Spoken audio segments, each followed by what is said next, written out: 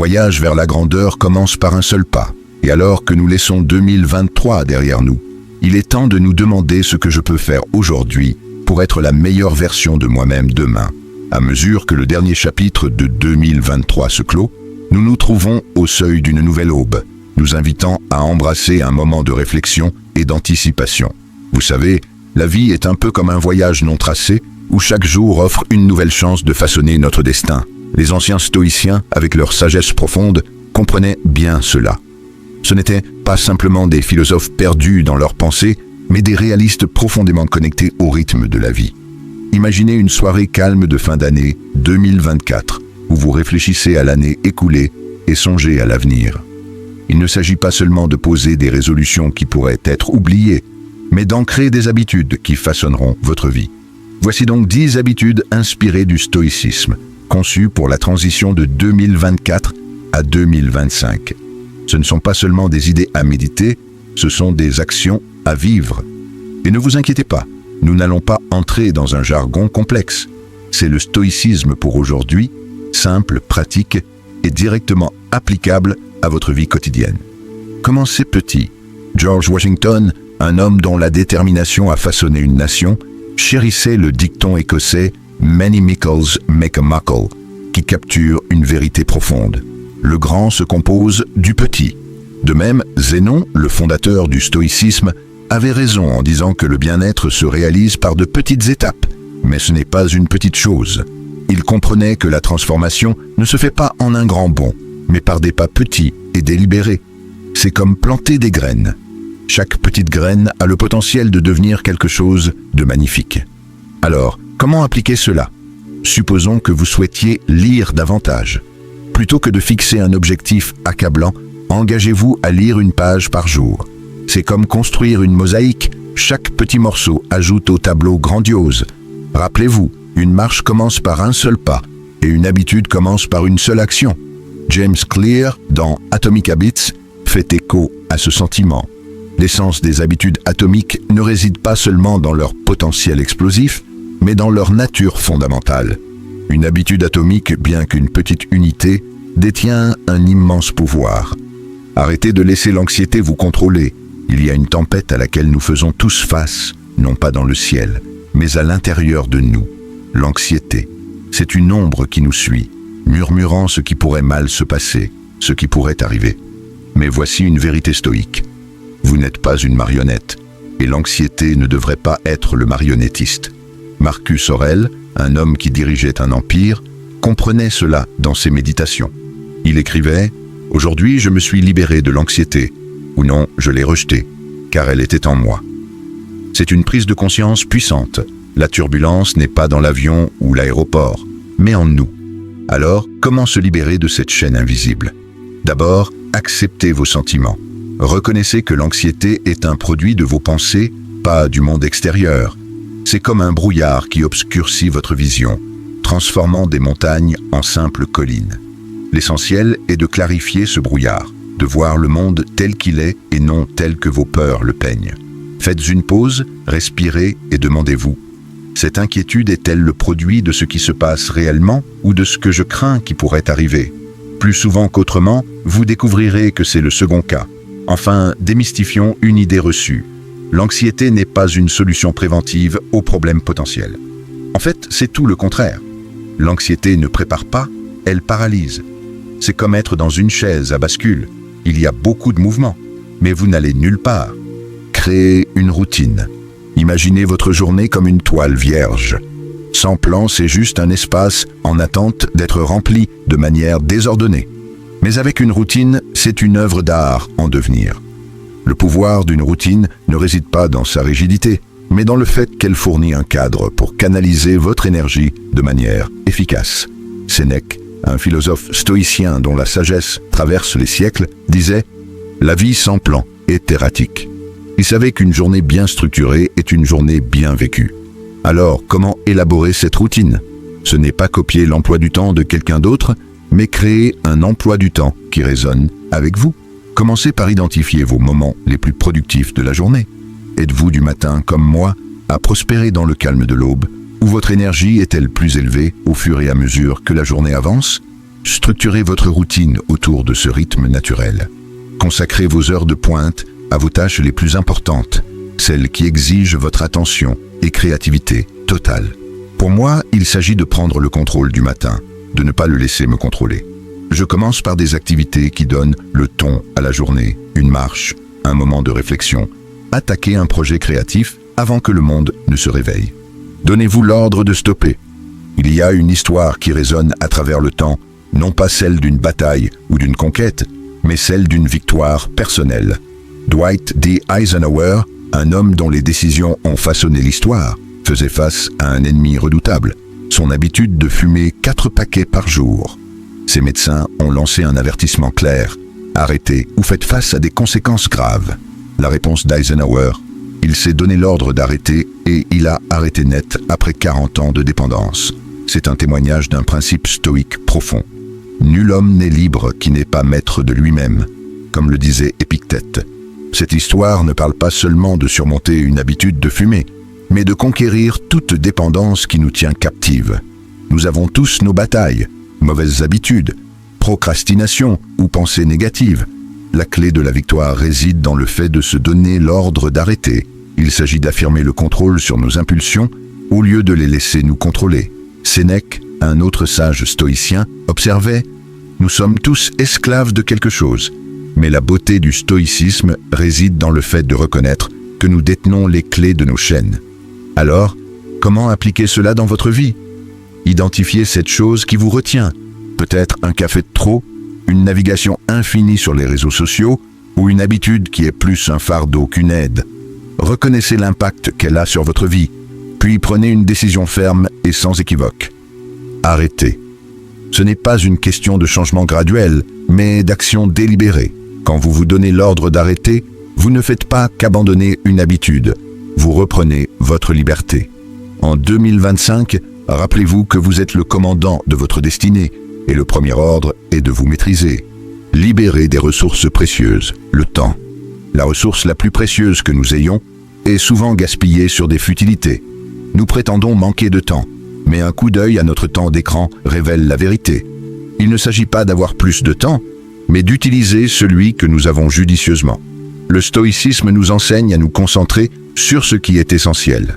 Épictète, un philosophe reconnu pour sa sagesse pratique, disait: si tu souhaites t'améliorer, sois prêt à paraître ignorant ou stupide à propos de certaines choses. Cela consiste à faire un choix conscient de ne pas se laisser engloutir par le vortex des non-essentiels, que ce soit le défilement infini sur les réseaux sociaux, la consommation excessive de nouvelles ou d'autres distractions numériques. La stratégie ici est double: prise de conscience et action. D'abord, prenez conscience de où va votre temps. Suivez vos activités pendant une journée ou une semaine, et vous serez probablement surpris de constater combien de temps est passé sur des activités qui ajoutent peu de valeur à votre vie. Cette prise de conscience est la première étape vers le changement. Ensuite, agissez de manière décisive.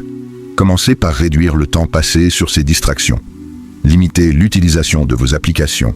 Définissez des moments spécifiques pour consommer des informations et évitez de naviguer sans but. Il ne s'agit pas de se couper du monde, mais de choisir de ne pas se noyer dedans. En reprenant votre temps, vous constaterez que vous en aurez davantage pour ce qui compte vraiment. Poursuivre vos objectifs, nourrir vos relations et votre croissance personnelle. Cette habitude ne concerne pas seulement la gestion du temps, mais la gestion de la vie elle-même, en vous assurant que les précieuses heures de votre journée sont consacrées à des activités qui enrichissent votre vie et non à des distractions. Faites quelque chose de difficile. À l'aube de chaque nouvelle année, Sénèque, un poids lourd du stoïcisme, ne se contentait pas de faire des résolutions. Il faisait une déclaration. Il se plongeait dans les eaux glacées du fleuve Tibre, non pas pour nager, mais pour affirmer sa maîtrise de lui-même.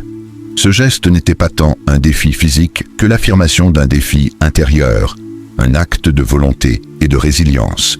Ce rappel éclatant montre que parfois, faire quelque chose de difficile peut être l'acte le plus puissant. Alors, comment intégrer cette leçon stoïcienne dans notre vie? Commencez par sortir de votre zone de confort. Choisissez quelque chose qui vous met un peu mal à l'aise. Cela pourrait être n'importe quoi. Se lever 1 heure plus tôt, prendre une douche froide, prendre la parole lors d'une réunion, ou même apprendre une nouvelle compétence. Ce qui importe n'est pas la tâche en elle-même, mais l'acte de repousser vos limites. Ce sont dans ces moments d'inconfort que nous grandissons le plus. C'est là que nous découvrons de quoi nous sommes réellement capables. L'essence de cette pratique réside non pas dans la difficulté, mais dans l'affirmation de votre volonté sur vos instincts. C'est un témoignage de votre force intérieure, une démonstration que vous êtes plus que vos peurs et hésitations. Alors, embarquez en 2025, prête à relever des défis et à prouver que vous pouvez accomplir des choses difficiles. Après tout, face aux défis, nous ne nous contentons pas de survivre, nous prospérons. Entourez-vous de personnes qui vous rendent meilleurs. La compagnie que nous gardons nous façonne plus que nous ne le réalisons souvent. C'est un peu comme marcher à travers une forêt. Les chemins que vous choisissez déterminent où vous finissez. Cette idée n'est pas nouvelle. Les stoïciens comprenaient le pouvoir des associations. Sénèque, à travers ses lettres, démontrait la valeur de s'entourer de personnes qui inspirent la croissance et la sagesse. Il écrivait une fois « Associe-toi à ceux qui feront de toi un homme meilleur ». Il ne s'agit pas seulement de choisir des amis, mais de choisir des influences qui façonnent votre caractère et votre vie. Alors, comment appliquer cela dans le monde d'aujourd'hui? Commencez par examiner de près votre cercle. Qui sont les personnes avec qui vous passez le plus de temps? Embodient-elles les qualités que vous admirez et souhaitez incarner? Ce n'est pas une question de trouver des personnes parfaites, mais de trouver celles qui vous défient, soutiennent votre croissance et partagent vos valeurs. C'est comme se planter dans un sol fertile où l'environnement favorise la croissance. Rappelez-vous, si vous vous associez à ceux qui boitent, vous apprendrez à boiter aussi. Et cela ne concerne pas seulement l'évitement des influences négatives, mais aussi la recherche active de celles positives. Créez votre propre cercle stoïcien, un club de lecture, un groupe de discussion, ou tout simplement un ensemble d'amis engagés dans la croissance personnelle. Participez à des activités qui nourrissent votre esprit et votre âme. Discutez d'idées, débattez philosophiquement et mettez-vous au défi. Comme le disait Sénèque, nous apprenons en enseignant.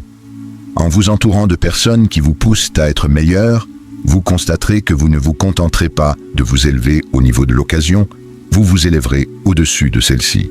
Que 2025 soit l'année où vous cultivez votre jardin d'influence, en vous assurant que chaque personne en fasse partie, ajoutant de la valeur à votre voyage. Arrêtez de craindre le changement. Accepter le changement, c'est comme apprendre à naviguer sur les vagues. Résistez et vous serez renversé, mais adaptez-vous et vous serez porté en avant. Marcus Aurèle, dans ses méditations, réfléchissait sur la nature du changement. Il comprenait que le rythme de la vie est une constante montée et descente de transformation. En craignant le changement, nous nous fermons aux innombrables possibilités et opportunités qui l'accompagnent. Ce n'est pas juste une question d'accepter le changement, mais de l'accueillir à bras ouverts. Pour intégrer cela dans votre vie, commencez par changer de perspective. Voyez le changement non pas comme une menace, mais comme une partie inévitable et excitante de la vie. C'est une chance de grandir, d'apprendre et de vivre de nouvelles expériences. Cette année, mettez-vous au défi de sortir de votre zone de confort. Essayez quelque chose de nouveau, que ce soit un hobby, un changement de carrière ou même une nouvelle façon de penser. C'est dans ces moments d'incertitude et de nouveauté que nous trouvons souvent notre plus grande croissance et satisfaction. De plus, développez un état d'esprit d'adaptabilité comme un arbre qui plie au vent sans se briser. Apprenez à être flexible face au changement. L'adaptabilité ne signifie pas être passif. Il s'agit de trouver activement des moyens de prospérer dans de nouvelles circonstances. En naviguant dans les paysages changeants de la vie, rappelez-vous les mots de Marcus Aurèle. L'univers change, mais la vie est ce que nos pensées en font.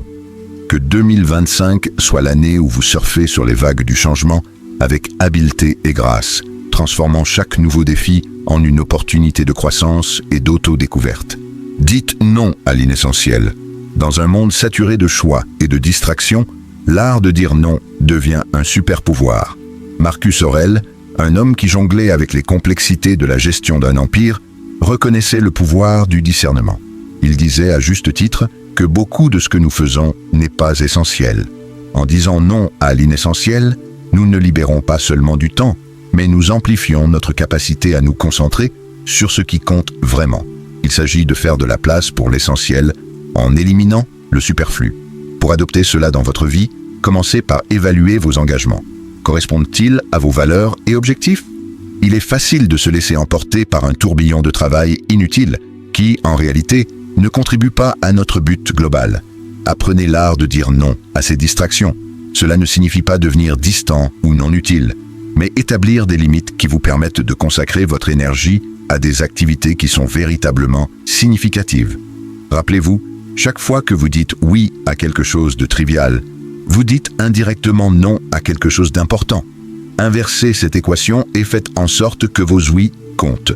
Donnez un oui emphatique et de tout cœur aux activités qui enrichissent votre vie, qu'il s'agisse de développement personnel, de relations ou de passion.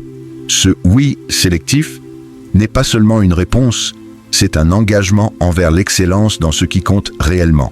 À l'aube de 2025, laissez votre oui être réservé pour ce qui vous rapproche de la personne que vous aspirez à devenir. En écho à la sagesse de Marc Aurèle, demandez-vous à chaque instant, est-ce nécessaire? Que 2025 soit l'année où vous perfectionnez la délicate et impactante compétence de refuser ce qui est non essentiel, traçant ainsi un chemin vers une vie riche, en concentration, en but et en satisfaction profonde. Revenez à votre rythme. Accepter notre humanité inclut accepter nos imperfections et nos faux pas. Marcus Aurèle, un leader qui naviguait dans les complexités de la vie et de l'empire, savait bien l'inévitabilité de l'échec. Il réfléchissait une fois à l'importance non seulement de se relever lorsqu'on tombe, mais aussi de reconnaître la beauté de notre humanité qui nous permet de le faire. C'est un appel à comprendre que trébucher fait partie de notre parcours et non une déviation de celui-ci. En termes pratiques, cela signifie adopter un état d'esprit de résilience et de pardon. Lorsque vous échouez dans votre régime, manquez un entraînement ou échouez dans vos résolutions, ne le voyez pas comme un échec. Au contraire, voyez-le comme une partie intégrante du processus de croissance. L'essentiel est de voir comment vous réagissez à ces échecs. Vous reprochez-vous à vous-même ou reconnaissez-vous le faux pas et vous réalisez-vous avec bienveillance? Adoptez cette dernière approche. Il s'agit de créer une habitude de compassion pour soi et de persévérance.